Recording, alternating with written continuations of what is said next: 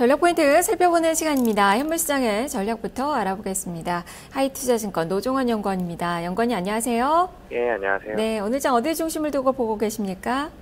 네, 일단은 뭐 어제도 오늘도 마찬가지지만 시장이 하루하루 참 변동성이 큰 것 같습니다. 그래서 특별하게 어떤 주도주들도 없고 주도주 어떤 뭐 주도 칼라가 없는 개별 종목 장세가 좀 지리하게 이어지는 시장이라고 생각이 됩니다. 네, 그만큼 모멘텀이 없는 그 장세가 나타나면서 개별 종목군들 위주의 움직임이 좀 나타나고 있는데요. 이런 모습이 어느 정도까지 좀 계속되는 건지, 시장에 모멘텀이 될 만한 그런 부분들은 정령 없는 건지, 시장 전망 좀 자세히 말씀해 주시죠.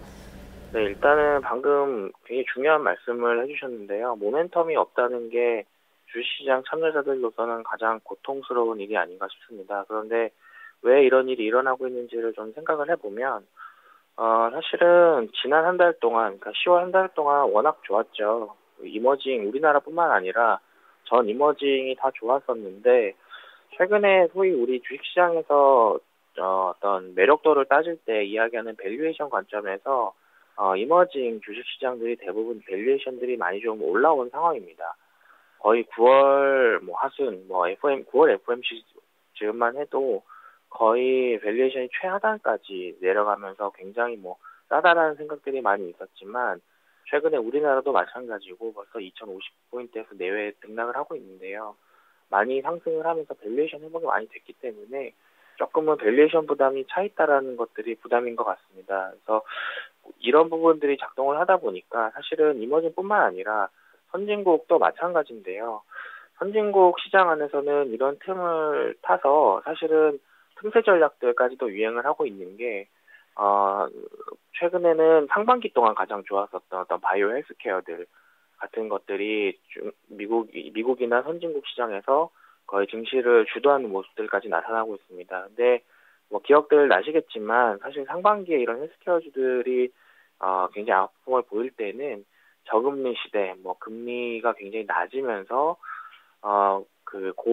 고 PR이라고 하죠. 보통 하이 멀티플 주식들이 용인이 되는. 그래서 헬스케어 종목들이 잘 나갔었는데 최근에는 사실은 12월 FOMC를 앞두고 불확실성이 큰데도 불구하고 이런 하이 멀티플 주식들이 같이 간다는 거는 어떻게 보면 미국이나 선진국 시장도 특별한 모멘텀 없을 때 이렇게 헬스케어 같은 종목들이 일시적으로 조금은 모멘텀 없는 시장에서의 틈새 전략들을 찾고 있는 것 같고요.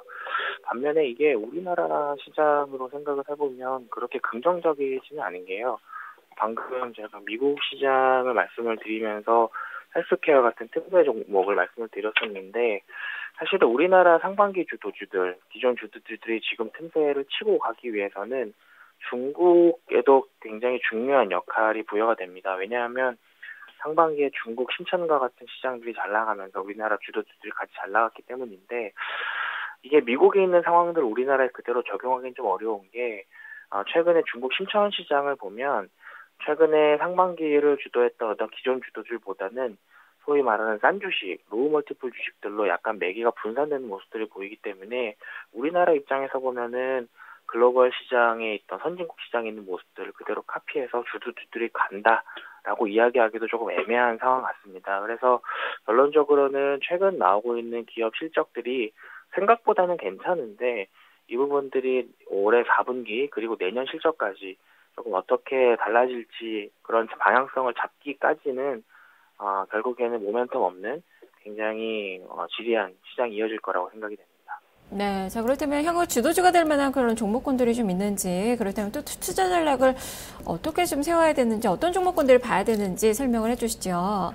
네, 원래 우리나라 시장은 전통적으로 4분기, 다가올 4분기 어닝 시즌이 굉장히 좀 불안한 시즌입니다. 왜냐하면 항상 어닝 쇼크도 많이 나고, 그리고 소위 뭐 시장에서 얘기하는 애널리스트들의 컨센서스를 굉장히 많이 하회하는 일들이 많기 때문인데, 그런데 최근에 뭐 제가 매주 이 전화 시간을 통해서 말씀을 드리지만 이 환율과 유가의 덕 때문에 사실은 어떻게 보면 우리나라 상장 기업들 실적이 3분기에 나쁘진 않았습니다. 그래서 4분기에 대한 기대감들도 올라오고 있는 상황들이거든요.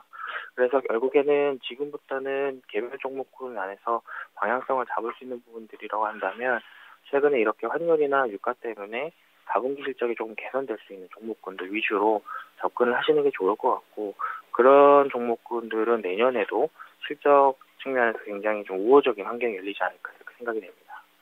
알겠습니다. 말씀 잘 들었습니다. 네, 감사합니다. 네, 지금까지 노종원 연구원과 함께 현물시장의 전략을 알아봤습니다. 자, 이어서